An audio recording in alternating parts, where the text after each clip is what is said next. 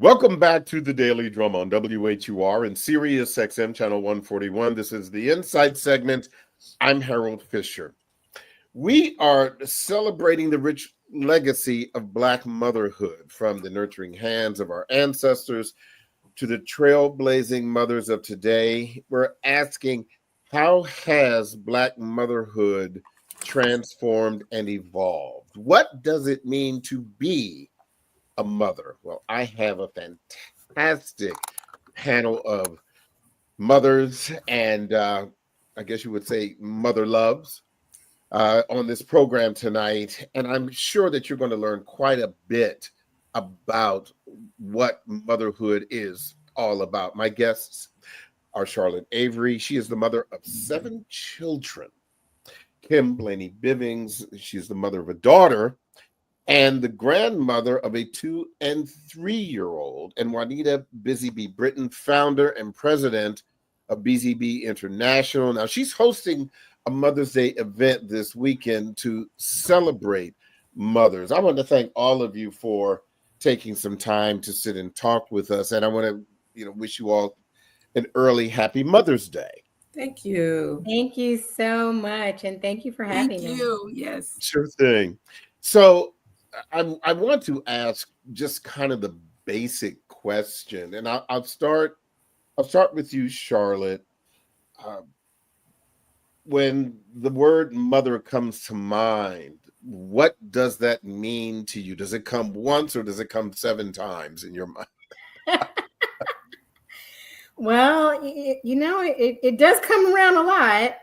But I tell you, when I think of the word motherhood, I think of actually 2 words. I think of evolution and evaluation. And I think of those words because, as you already mentioned, I have 7 children. My children are ages 21 to 11. And as my children have grown and they're evolving, I'm growing and evolving as they're growing and evolving. And along with that, as I'm evolving with them, I'm doing a lot of evaluation as far as even in my season of life with them, things that I was doing, things that I'm doing now, things that I'm able to do now that they're, growing up and nobody's in diapers and all the things. But when I think of motherhood, I definitely think of evolution, because we're always evolving as mothers. We're always growing. And, I always say, there's no perfect mom, but a good mom is a growing mom. And if you're not growing, then you're stagnant, and that's not even good for you as the mom who is the thermostat of your household. I like that. What about you, Kim? When you think of mother, do you think of yourself, your relationship with your mother, your daughter, or even grandmother? All of the above, because my mother and I had a great relationship. And I tell everyone, I'm not the baby of the family. I'm the youngest. I have 3 older brothers. So my mother and I had a different relationship where we were always together. And with me having just a daughter, I think I went through a whole withdrawal period when she went to college. It was like, well, what do I do next? Because we were always together. And of course, I'm always busy, but it's like my child is leaving and she didn't want to come back home. What did I do? Was I a bad mother? She didn't want to come back home. And now with having 2 grandchildren, and I tell everyone when they ask me, how does it feel to be a grandmother? I said, if you think of how much you love your children or your child, amplify that, because you would never know that your heart could get any fuller than when you have grandchildren. It takes them to a whole nother level. You push your children off to the side. You see all of those commercials or the memes when the grandparents come in the house and they like backhand the children and go straight to the grandchildren, and the look on the little people's faces when they see you, it's it's just wonderful. But I know when to turn it off too. Okay. We need to talk about that too. Juanita, I know you don't have any biological children of your own, but your mother is still up and at 'em. Talk to me about your relationship with your mother and how that has impacted you as a Black woman. Well, I will say that I did officially adopt 3 young people at age 9. All of them were age 9. And so, yeah, all of them very strategically, you guys. I didn't do the baby stuff. Right at age 9, they were perfect to impress and to build on. So I did that. But yeah, let me say, biological or adoption, it doesn't matter. You're a mother. That's right. But go ahead. And my mother, of course, is a whole new level because I'm the mother of about 300 children in Ghana in my village as well. So it's a whole nother level of mothering that I do as a queen mother. But you asked me about my mom, being that she's 89, and every day we talk on the phone in the first thing in the morning, and she asked me what errands can she run for me. She may go to the post office. She may go to Fed Express. She may ask me if I have the kind of apples I like to eat because she loves going to Whole Foods. So that just warms my heart. And being a senior citizen myself, most of my girlfriends and my male friends' moms aren't around. Yeah. And so she also has become their mother. Her mothering has extended to my friends. And what's really beautiful is that she has a very specific and separate relationship with them than she does with me. I love and that. So she doesn't share what they talk about with me. And of course, she tells all my business to them. There you go. Oh, come on, that's how it works. But what I just hope I can grow up and be like her, because she's not on any pills or just no high blood pressure or nothing, little asthma.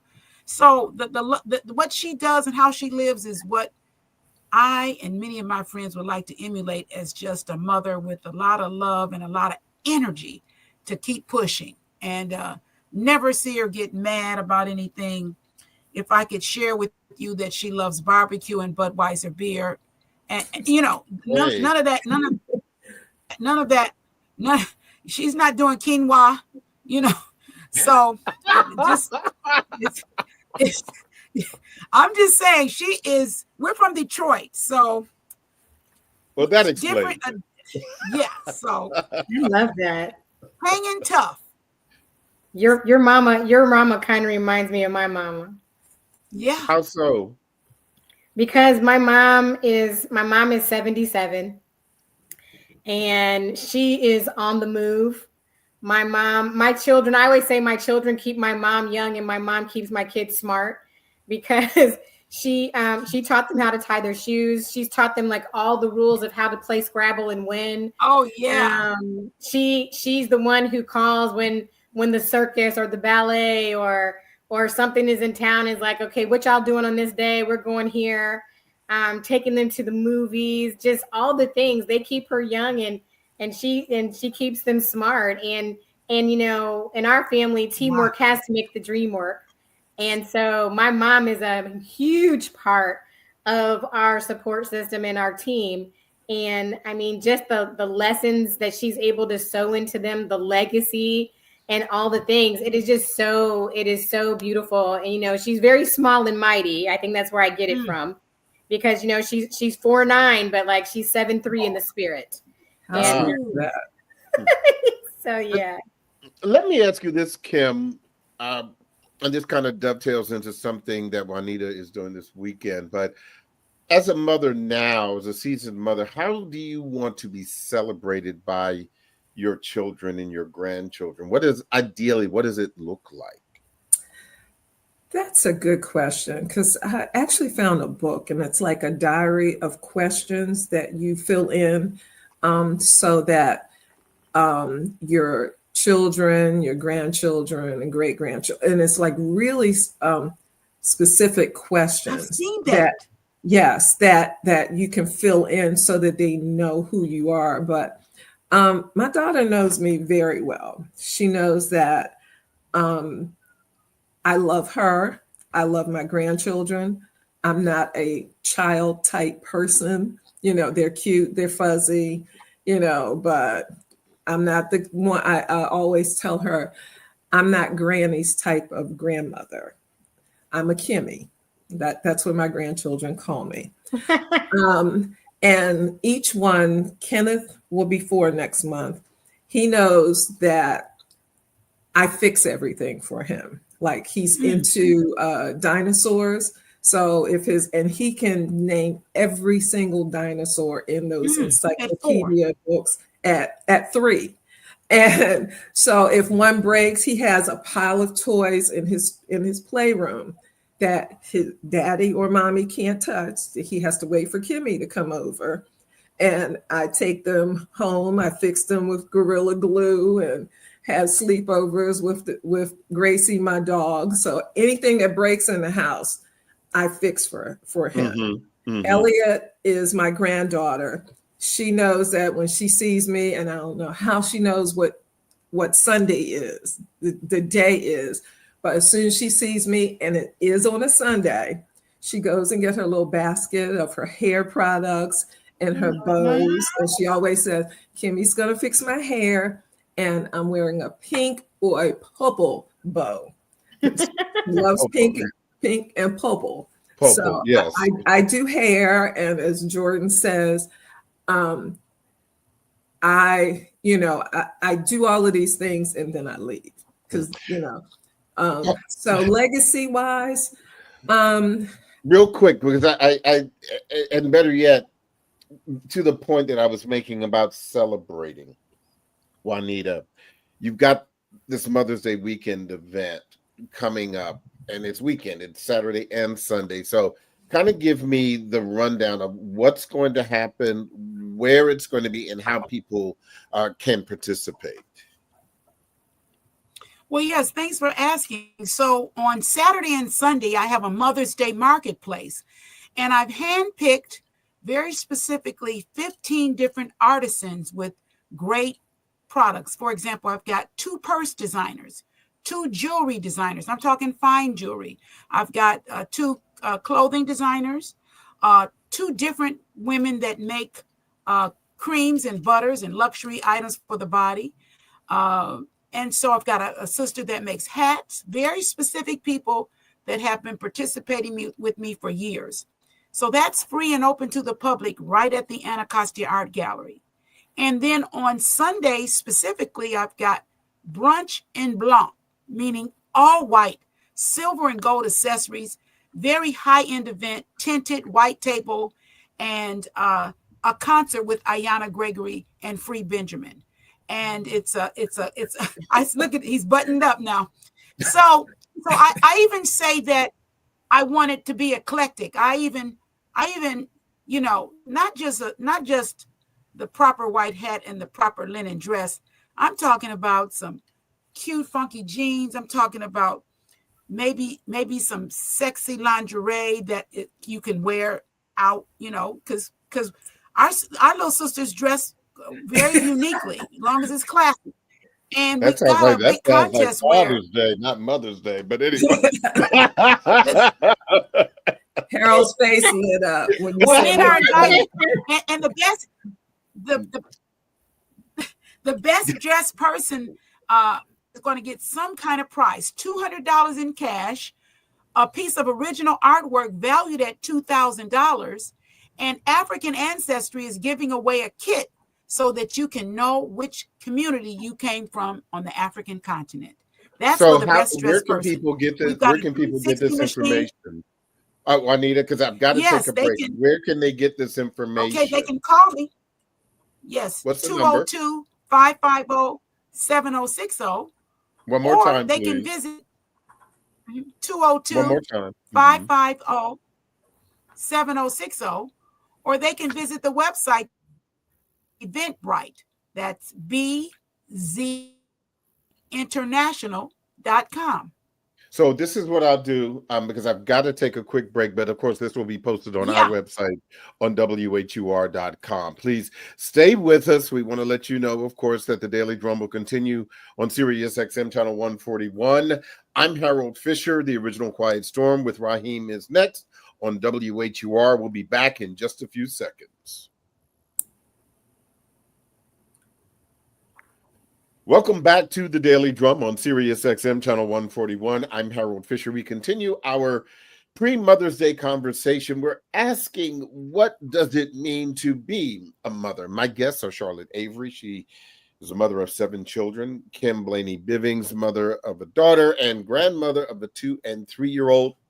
And Juanita Busy B. Britton, founder and president of BZB International Incorporated. She's hosting a Mother's Day event this weekend to celebrate mothers. So real quick, Juanita, outside of all of that which you've just shared with us, how will this event celebrate, and I would even argue edify mothers? Because you're going to have, mothers coming together. I'm sure this is even casually a meeting of mother minds. Yes. Well, I will also say that because I spent so much time on the African continent and with African people directly from Africa, the way we all know that African people love their mothers. If you've ever known an African gentleman, how much he loves his mother, he talks about his mother, he does a lot. So I just learned to want to adorn and celebrate Black women and mothers. And, every mother today is worried about their people, because we are going through some times. And these mothers out here saying, well, I've seen this before. Don't worry. So I'm trying to my goal is to have an event where there's a lot of joy. There's some uniqueness. The food is going to be really good. And I've got just some special prizes that I cannot unveil until a person comes to my venue to see it, because we're in a park. There will be 1,000 balloons there. You understand? It's a very high-end event with African drumming. We're calling in the ancestors. We're calling in the new sisters, and we're wearing white. And the artisans, even the artisans are even wearing white. The tents will be white. The tablecloth will be white. We're just bringing in a lot of purity and a lot of celebration, a lot of brightness into the times that feel a little dark right now here in Washington, D.C. Yeah. Charlotte, let me ask you this. When you were expecting your very first child, do you remember any concerns, trepidations? I'm not talking about the birth part, but just this was going to be your first child, what your expectations of motherhood for yourself would be? That's a really good question. When I found out that I was expecting, I was really surprised. But I think what really did it for me was finding out that I was having a son. Mm-hmm. And when I found out that my firstborn was going to be a son, it just really made my mind go in a lot of different ways, because I knew that I was going to be raising a Black male in America.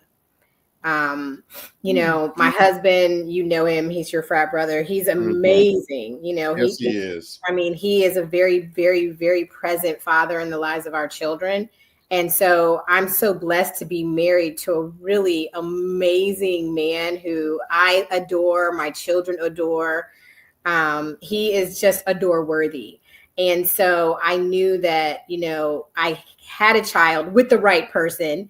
But, just knowing that my first child was a son, and just all the things that come with being a mom, like, was I going to be a good mom, and what was that going to look like for me? Because as I have continued to grow in motherhood, there is no perfection in motherhood. There are a lot of other P's, and I'm not just talking about pee and poop, but I'm talking about, I'm talking about, pain. I'm talking about, the other P's that come along with being a mom. And, there were some anxious feelings that I had, but I knew that, I was married to a great man. I knew, that God is my source, and that we would be able to, parent our son very well together. But what it really meant to be raising, a Black son in America. And now, I mean, I have 3 boys and 4 girls. And during that time of having children, I mean, so many things have come to the surface that I thought my children would never experience. But now, we are. And, so yeah, it was really something. But, I just stayed really prayerful, and I still stay very prayerful. Another one of those P's, but just about all the things that my children will encounter. But I also stay very prayerful for myself, so that I'm making right choices and wise decisions concerning all of my children, concerning myself, because you know what, if I'm not healthy, then they're not healthy. And I really recognize that. And I recognize that as at like baby number 3, because, a lot of women deal with what's called mommy guilt. I tell people at baby number 3, mommy guilt went out the door for me, because, I had experienced a lot of things. And now I just I got to take care of myself, because now I'm outnumbered. You know what I'm saying? Like, when you're outnumbered by your kids, that's a whole different kind of mentality. It's a whole different ball game. But yeah, so that was a really good question. Did you have any trepidation or any thought when you were pregnant with Jordan about what motherhood would look like for you? I was terrified, first of all, because, and I say it in a positive way, because I didn't think I was going to be as good as a mother as my mother was. And my mother adored kids. She is one of 21 children. Woo! Of my grandparents, same grandmother and grandfather. Wow. They have you beat, Charlotte. Yes, they do. Yeah. So, and I say that my mother loved kids, and she was mother to a lot of my friends, and I came from a wonderful 2-parent family, but I just knew that my mother had set the bar so high that, that part scared me, but I knew that she was always going to have my back.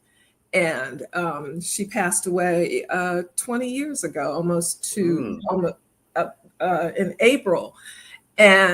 But she set the standards for me. And I still have 2 aunts that are living, and they are great to my daughter and all of my my brother's kids. So they stepped in. So I had such a great role model. Kim, Charlotte spoke about being, married. You're divorced. Is parenting different for a divorced parent compared to? Well, I can't look at it like that, because we co-parent great. You wouldn't have, Jordan's friends didn't know. And I think she may have been like her senior year in high school. And she said something about having a sleepover at her father's house. And they said, your father's house? When your parents aren't together? When did that happen? She said, right. She looked at them and said, no, they haven't been together since I was like 8 or 9 years old. And that's because they never saw us one without the other, because that's how supportive we were with her. And we still are. Harold, we were talking earlier about even my support with her and her father. So they never saw a difference. And people will say single parent. I never looked at myself as a single parent, only that he didn't live in my house. So, but that's pretty much it. Juanita, you were talking about adopting your children. And, what they say, if you have a biological child, sometimes, just like with Charlotte, well, it just happens. Whoop, I'm pregnant. But adoption is a different kind of love. It's a different kind of parenting. Why did you decide to adopt? Why did you decide to do that? Well, you all got to know, I went to India at 10 years old, and the folk that I traveled with to India impressed upon, there were 6 little girls, and they said, there are so many babies in the world. We got to figure out how to take care of them. And that just stuck with me as a child. So growing up, I never, wanted to be married or have children. I knew that I wanted to help some children. So at the time that I got the first one, Robin, I certainly needed a second one to, help her augment her life. And the boy came into the picture. He was available, and family said, okay, he can move with you. You can get the tax benefits. Go ahead and take our son. And we, I have a tattoo right here that says 1. And our closest connection is that we've got tattoos that are 1 through 4. Mm-hmm. And it's just, I cannot imagine a closer relationship than a young person that I decided to select to be in my life and to give them everything that I've got to give a young person. Mm-hmm. And I just can't imagine a better relationship for me. And I do know deep in my soul, sometimes women, we have children and you can't depend on them for nothing. You know which ones you can depend on and which ones you can't.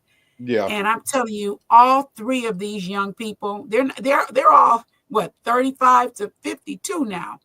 So wow. They are, I mean, one's almost my age, right? but they are my ride or dies. They've traveled the world with me. They've traveled all over the world with me during my diplomatic days, and learned a lot of things and speak a couple of languages. And I don't know if I'd been able to do that if I had them from a baby on. You just don't know. But that's the love that I wanted to give, was to pick a child up in my arms that wasn't at the time that they were 9 getting the kind of love they needed. Charlotte, how has motherhood changed you? Oh my gosh. I'm so glad you're only asking me and nobody is here in my house to answer that question. Thank the Lord. I'm not talking about the gray hair, and that's not what I meant. Listen, because every gray hair that I have, I say it came from my husband and my kids. So that's that. But I'm going to tell you something. Motherhood has made me a much softer, gentler person. Long before I was a wife and a mom, I have a master's degree in sports medicine. And so I was, doing a lot of other things that my children are just kind of learning about. I'm like, I was more than just your mom, Mm-hmm. But here's the thing, like it has softened me in a way that I didn't realize could happen because, my mom was a single parent. For a very long time, like I didn't even fathom like having children because I literally counted the cost. And people are like, count the cost. I was nickel and diming like how much it was going to cost to have kids. No joke. I was, because my mom was a single parent. My parents got divorced when I was 8 years old. And so to see my mom do motherhood, so it seemed like so seamlessly, right? But I just knew the expense. I knew the sacrifice and all of that. And so I was very strong-willed. I'm still very strong-willed. I'm very much a Scorpio mom, but it softened me in a way that I never could, because my children, they just bring out, they get on my nerves every now and then, but they bring out a softer side in me. They bring out the advocate in me. They bring out, sometimes they bring out the fighter in me, not with them, but fighting on their behalf. Just so many things. It's made me so much more funnier too. Like my sense of humor. Oh my gosh.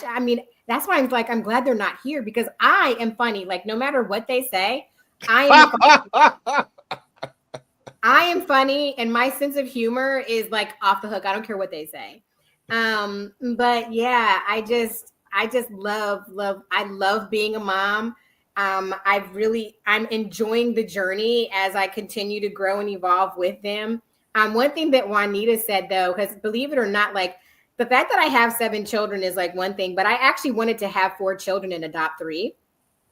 And then I had 7 kids and I was like, oh, I guess we're not adopting anybody. But I think there's something so beautiful. And I also saw my mom foster children like while I was in college. Mm-hmm. And I just think there's something so beautiful when a woman, I tell people there are different types of moms. There are children that you birth from your womb, and then there are children that come from the womb of your heart. And I think that is so beautiful when Juanita was talking about, you know, adopting her children, because I believe that children who we adopt, who we take on, that were not our blood children, I call those children the womb of your, they're from the womb of your heart. That fact that you made, that the fact that you made space for them, that your heart was big enough to say, you know what, I'm not birthing these children, but they're the children from the womb of my heart. And I just wanted to give you your flowers for that, Juanita, and other women who might be listening to this, who have, you know, adopted children, foster children, you know, and all the things. So what about you, Kim? How has motherhood changed you? It's made me more focused. mm-hmm. And I'll go back to Juanita. I always said that I wanted to adopt kids because I have a lot of family members that adopted children from birth, but I knew my limit. I knew my limit was one, and I'm okay with that. You know, I'm really good with that. But it's made me more focused. You said that earlier. Yeah, more focused. I'm more responsible, knowing that I had to take care of someone else. Mm-hmm. And I think it's made me just more proud to be who I am and where I've come from as a woman, and watch my child grow into an adult. What, Juanita, is the most difficult thing that you've experienced about motherhood? Well, can I share with you that I've not had one difficulty? So you're And saying that- so life was a crystal stair, bed of roses, field of dreams, all of that. The children were just perfect. And a bag of chips. And a bag barbecue chips. But I'll say that now this is what's interesting is all of the young people, my three adopted young people have a strong existing relationship with their birth parents. Oh, I love that. Yeah, strong existing relationship with their birth parents. So the probably the difficult part was that one of them had a big family. So I could not stand to just do for the one. I had to bring the other siblings into the fold at some level, because how that makes 6 or 7 other young people feel when their sibling is getting all the perks of life, and why not me? So that the difficulty, the one difficulty I and I'm still experiencing it today, is that I've got to bring that other family along with that one that has siblings, because you just can't leave people behind like that, and you still got to make everybody feel special, because I couldn't stand for them to feel unspecial, because that would reflect on the young person that I adopted, and they would get treated very differently in their whole family, in their nuclear family, if it seemed as if they forgot their birth mother and their birth siblings. So I will say that that's been difficult and costly. Okay, Charlotte. But I'm up for it. I was up for the challenge. So yeah, I've weathered it. I mean, again, everything isn't always smooth sailing, certainly, and there are certainly, speed bumps and potholes and the like. What about you, Charlotte? What's the most difficult thing about motherhood for you? Oh gosh, one of the major things that I experienced that I never thought I would see happen was when my one of my children. I have some children who are competitive athletes, And when my daughter ended up in a wheelchair and paralyzed for almost, 6 months, it was really difficult because she left home one way and came home another, and having to be at Children's Hospital for a few days, and coming home in a wheelchair and all of that. I mean, it was traumatic for her. It was traumatic for me because that's just not what you expect. And it wasn't something that I could prevent. It was, it was a lot of physical therapy, a lot of things. And so that was really hard for me. I will tell you though, another thing that was hard for me was, sometimes as moms, life can get really frustrating. It can get very isolating. It can be a lot of different things. And there was a season in my mothering where I was off the hook, not everybody else in the house, but me, and I just had my own things that I was working through. And so being a mom who was, I was a yeller, yelling at my kids. And, I tell people, being a mom means saying I'm sorry a lot. And so being able to have hard conversations with my kids, being very transparent with them, saying, hey, you know what, you don't deserve for me to talk to you a certain kind of way, working through that, knowing that as we've worked through those things, and I even wrote a book about it, the 40-day tone of voice tone down. But even to see, one thing that's hard to see as a parent, I think especially a mom, is the consequences of your actions. And how that plays out with your children. And we don't talk about that a lot because we want to look like these picture perfect people, but we're not picture perfect people. So what about you, Kim? What was the most difficult thing about being a mother for you? Charlotte had mentioned when her daughter had an injury. When Jordan was in high school, we couldn't figure out what was going on with her. I would come home and she would be in a ball of pain. And when your child hurt, you hurt too. And this went on for a while. And when you feel helpless, and I felt worse for her father because he's in the medical field. And he brought it to my attention because I was like demanding, answers, and I was arguing with people because my child hurt. And he had to stop me and said, well, I'm in the medical field. How do you think I feel when I can't heal my own child? So the pain that you feel when your child hurts, and all of us sitting here has experienced it in some sort of way. So that kind of straightened me up a lot because I had to toughen myself up, because I didn't want her to see me cry. I didn't want her to see my heart just breaking because it was nothing I could do for her.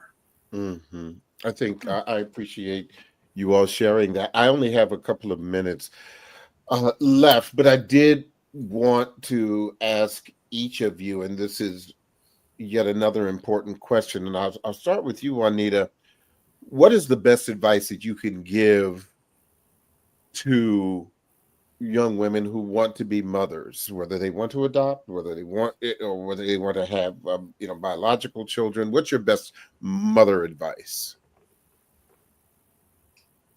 Have a good partner and be financially prepared.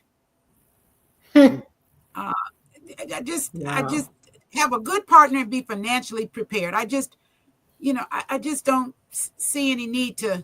You don't have to struggle. You don't have to struggle. So prepare yourself and try to put that knife down, please, because you're scaring me. Thank you. It's a letter opener, but it looks like or scissors or something. Put it down. So and just be prepared and have a good work. Try to have a good partner. That's I'm not even saying everybody has to get married anymore, but just make sure the gentleman that or the partner that you want to have a child with is ready, and they're ready. You've talked about it and you've tried to plan a good a future ahead. Kim, same question. What's your best advice to mothers? Someone said to me once, and I always think about it, look in the mirror. If you don't see perfection in yourself, don't expect it in your child. Mm-hmm. Wow. Wow, that's a word. I love that. Wow. I know. You don't let's get a love offering for Kim right there. Yes, like And I will say this real quick, that my daughter is as close to perfection as you can get. And I honestly say that. Well, Charlotte, I'll end with you. What is your best advice for mothers? make sure you with take 7 care children. Listen, no matter how many children you have, take care of yourself while you're taking care of them. That's it. Oh, good. Because you cannot pour from an empty cup. Absolutely. Gosh, That's another mic right, mic drop. Absolutely. And you know, Charlotte and I have had those conversations about that, you know, where, you know, she has this, you know, this basketball team, children, you know, plus one, and she's always, you know, really focused on taking care of herself, and I think that's great. And Kim, I think your advice is excellent. And Juanita, you make such a really, really good point as well. That's why I have you all here. I just want to thank each of you, Kim, Juanita, Charlotte, for sharing your wisdom, your stories. This is something I think will make a lot of mothers and mothers to be really feel good and give them some understanding. And again, I want to wish you all a very happy Mother's Day. Juanita, congratulations on this Mother's Day weekend event. As I said, it'll be posted on our website on WHUR.com after 6:30 this evening. So again, happy Mother's Day, everyone. Take care. Thank you. Happy Mother's Day so to much. Thank you. Happy That Mother's Day. is the Daily Drum for this Friday, May 9th. For News Director Renee Nash, who I'd also like to wish happy Mother's Day. Yes. I'm Harold Fisher. Good night and have a great weekend.